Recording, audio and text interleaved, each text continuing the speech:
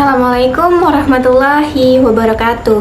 Hai teman-teman, kembali lagi bersama saya Linda Andini dengan NPMB 1A020421 dari Fakultas Hukum Universitas Bengkulu.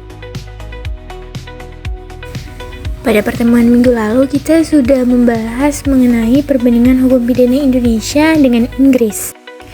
Dan pada pertemuan minggu ini saya akan membahas mengenai lanjutan dari materi minggu lalu tentang unsur-unsur suatu tindak pidana berdasarkan hukum pidana Inggris dan hukum pidana di Indonesia.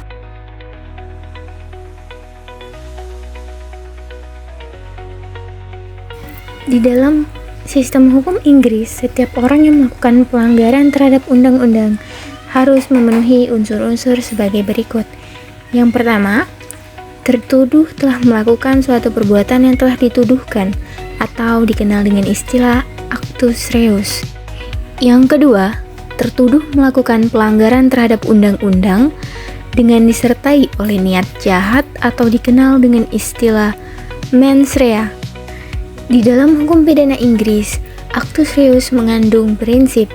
Yang pertama, perbuatan yang dituduhkan harus secara langsung dilakukan oleh tertuduh. Pada prinsipnya, seseorang tidak dapat dipertanggungjawabkan atas perbuatan orang lain, kecuali ia membujuk orang lain untuk melakukan pelanggaran undang-undang. Yang kedua, perbuatan yang dituduhkan harus dilakukan tertuduh dengan sukarela, tanpa adanya paksaan. Yang ketiga, ketidaktahuan akan undang-undang yang berlaku bukan merupakan alasan pemaaf yang dapat dipertanggungjawabkan. Yang keempat, unsur mens rea dalam hukum pidana Inggris dijabarkan dalam klasifikasi berikut. Yang pertama, intention atau purposely, yaitu seseorang tertuduh menyadari perbuatan dan mengkehendaki akibatnya. Contohnya, A membunuh B dengan motif balas dendam dan menghendaki kematian B. B, recklessness, yaitu tertuduh sudah dapat memperkirakan atau menduga sebelum perbuatan itu dilaksanakan akibat yang akan terjadi. Dia sudah tahu, akan tetapi tertuduh sesungguhnya tidak mengkehendaki hal itu terjadi. Contohnya, A mengendarai kendaraan bermotor melebihi batas kecepatan yang diperbolehkan di dalam kota dan menabrak pejalan kaki yang mengakibatkan pejalan kaki yang bersangkutan luka parah. C, negligence, yang mana tertuduh tidak menduga akibat yang akan terjadi, akan tetapi dalam keadaan tertentu undang-undang masyarakat bahwa tertuduh harus sudah dapat menduga akibat-akibat yang akan terjadi dari perbuatan yang dilakukannya. Contohnya, A menyulut korek api pada waktu ia berada di sebuah pompa bensin sehingga mengakibatkan terbakarnya pompa bensin tersebut hingga banyak korban luka bakar atau mati karenanya.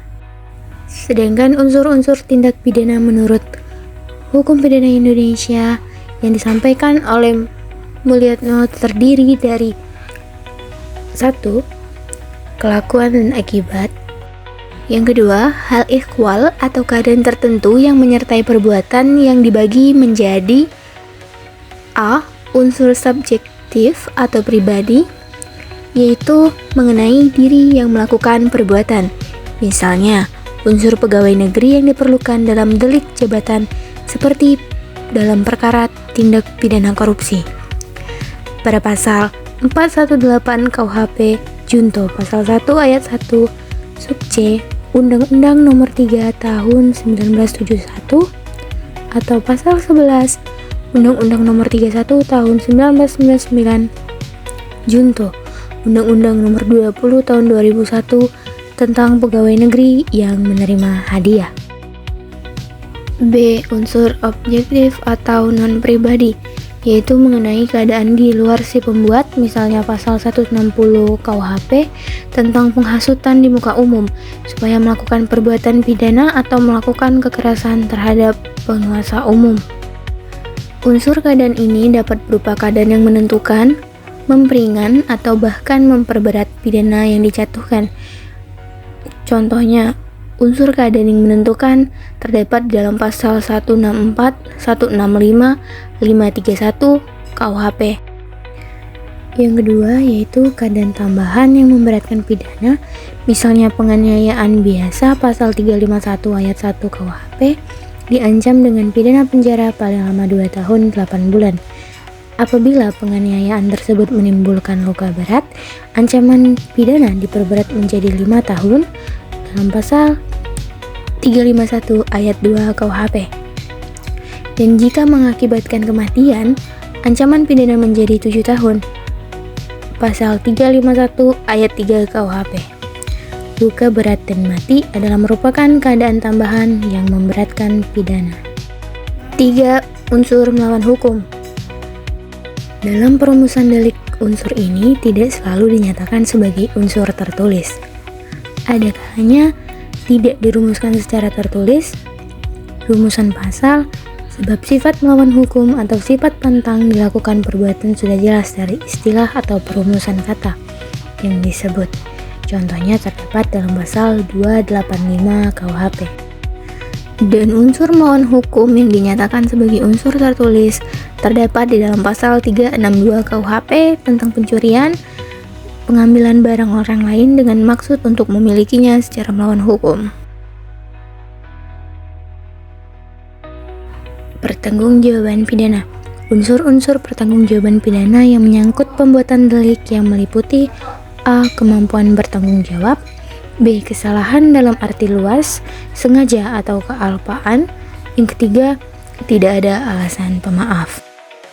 Sedangkan pertanggungjawaban pidana di dalam hukum Inggris, pada prinsipnya setiap orang yang melakukan kejahatan dapat dipertanggungjawabkan atas perbuatannya, kecuali ada sebab-sebab yang meniadakan penghapusan pertanggungjawaban yang bersangkutan. Pertanggungjawaban pidana di dalam hukum Inggris didasarkan pada kesalahan, yaitu A. Kesengajaan, B. Kesembronoan, dan C. Kealpaan. Seseorang tidak dipertanggungjawabkan atas suatu tindak pidana jika 1. Dia memperoleh tekanan fisik atau psikologi seperti gila atau daya paksa. Dan beberapa kategori yang termasuk ke dalam penghapusan pertanggungjawaban pidana ada 1. Gila atau sakit jiwa. Yang kedua, autis atau gerak refleks. Yang ketiga, mabuk, yang dibedakan ke dalam 2 kategori. Yang pertama, seseorang yang mabuk disebabkan karena perbuatan orang lain. Jika hal tersebut dapat dibuktikan, maka alasan mabuk merupakan suatu pembelaan yang mutlak. Yang kedua, pada umumnya tidak diakui sebagai pembelaan yang bersifat mutlak kecuali mabuknya mengakibatkan seseorang menjadi gila sementara waktu sehingga menghilangkan unsur niat yang diisyaratkan oleh suatu tindak pidana. Yang keempat, daya paksa. Dalam hukum Inggris dibedakan menjadi 3 bagian, yaitu 1. Daya paksa karena perintah atasan, 2. Daya paksa karena suatu ancaman, yang ketiga, daya paksa oleh salah satu pihak dalam satu ikatan perkawinan. Yang kelima, keadaan darurat, yang dibagikan ke dalam 2 bagian, yaitu kasus self-defense, asal beralasan menurut keadaan tertentu. Yang kedua yaitu untuk mencegah kejahatan dengan kekerasan. Yang keenam, kekeliruan atas fakta, merupakan pembelaan dalam situasi tertentu jika kekeliruan tersebut beralasan. Di dalam hukum pidana Inggris diakui adanya orang-orang tertentu yang memiliki kekebalan terhadap pertanggungjawaban pidana disebabkan karena status seorang tersebut. Orang-orang itu adalah yang pertama, dikenal dengan istilah the Queen can do no wrong, artinya. Yang ketiga, perkumpulan atau corporation. Dan yang keempat, anak-anak di bawah usia 10 tahun tidak dapat dipertanggungjawabkan atas perbuatannya. Kita akan melanjutkan mengenai kekeliruan atas fakta tadi ke urutan ke-7, yaitu accident atau kecelakaan. Pelaku termasuk golongan orang-orang yang tunduk pada peraturan khusus seperti diplomat asing atau anak di bawah umur, termasuk ke dalam penghapusan pertanggungjawaban pidana. 1. Pengusaha atau yang memegang kekuasaan atau raja yang berdaulat. 2. Diplomasi. 3. Perkumpulan atau badan usaha secara terbatas. 4. Anak di bawah usia 10 tahun. Sedangkan pertanggungjawaban pidana berdasarkan hukum pidana Indonesia terjadi jika sebelumnya seseorang telah melakukan tindak pidana. Mulyatno menyatakan bahwa orang tidak mungkin dipertanggungjawabkan atau dijatuhkan pidana jika tidak melakukan suatu perbuatan pidana. Pertanggungjawaban pidana ditentukan berdasarkan kepada kesalahan pembuat, liability based on fault. Menurut Profesor Mr. Ruslan Soleh mengatakan bahwa orang yang mampu bertanggung jawab harus memenuhi 3 syarat. Yang pertama, dapat menginsyafi makna yang senyatanya dari perbuatannya. Yang kedua, dapat menginsyafi bahwa perbuatannya tidak dapat dipandang patut dalam pergaulan masyarakat. Dan yang terakhir, mampu untuk menentukan niat atau kehendaknya dalam melakukan perbuatan.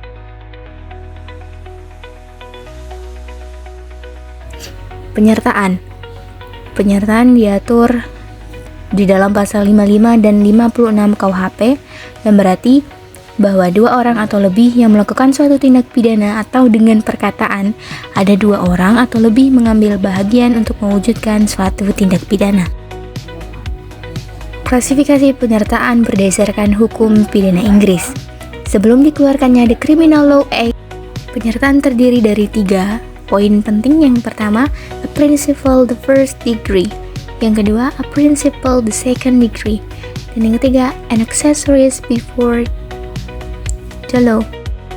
Setelah keluarnya The Criminal Law Act tahun 1967, participation hanya terdiri dari 3 pihak. Yang pertama, actual offender, orang yang melakukan perbuatan itu sendiri atau melalui innocent agent. Yang kedua, aiding atau abetting, orang yang membantu pada saat atau sewaktu kejahatan sedang berlangsung. Dan yang ketiga, counseling or procuring, orang yang menganjurkan. Sedangkan klasifikasi berdasarkan hukum pidana Indonesia pada penyertaan menurut KUHP itu pertama, pembuat atau dader pada pasal 55 yang terdiri dari A. Pelaku, plager, yang B. Orang yang menyuruh lakukan, don plager, C. Yang turut serta, made plager, yang D. Penganjur atau with locker. Yang kedua yaitu pembantu pada pasal 56 yang terdiri dari A. Pembantu pada saat kejahatan dilakukan, B. Pembantu pada saat kejahatan belum dilakukan. Sedangkan klasifikasi percobaan berdasarkan hukum Inggris dipandang sebagai suatu pelanggaran hukum ringan. Untuk dapat dipidananya percobaan diperlukan pembuktian bahwa terdakwa telah berniat melakukan perbuatan melanggar hukum dan ia telah melakukan beberapa tindakan yang membentuk actus reus dari percobaan jahat yang dapat dipidana.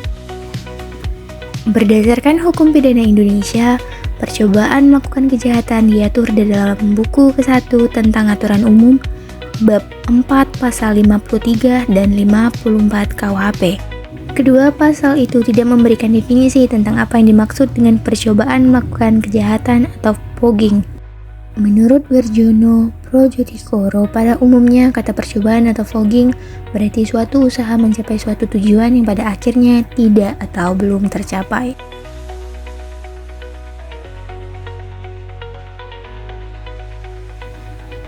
Pasal 53 KUHP hanya menentukan kapan percobaan melakukan kejahatan itu terjadi, atau dengan kata lain, pada pasal 53 KUHP ini hanya menentukan syarat-syarat yang harus dipenuhi agar seorang pelaku dapat dihukum karena bersalah telah melakukan suatu percobaan tindak pidana. Syarat-syarat tersebut adalah A. Adanya niat atau kehendak dari pelaku, B. Adanya permulaan pelaksanaan dari niat atau kehendak pelaku itu, C. pelaksanaan tidak selesai semata-mata bukan karena kehendak dari pelaku. Oleh karena itu, agar seorang dapat dihukum melakukan percobaan, melakukan kejahatan, maka ketiga syarat harus terbukti ada padanya. Dengan kata lain, suatu percobaan dianggap ada jika memenuhi ketiga syarat yang saya sebutkan tadi. Sebagai contohnya, ketika seseorang melakukan percobaan pelanggaran terhadap hal-hal yang telah diatur dalam Undang-Undang Nomor 7 Tahun 1955 tentang tindak pidana ekonomi, maka orang itu dapat dipidana. Selain itu, ada juga beberapa kejahatan yang percobaannya tidak dapat dihukum, misalnya percobaan menganiaya pada pasal 351 ayat 5, percobaan menganiaya binatang pada pasal 302 ayat 3, dan percobaan perang tanding pada pasal 185 ayat 5.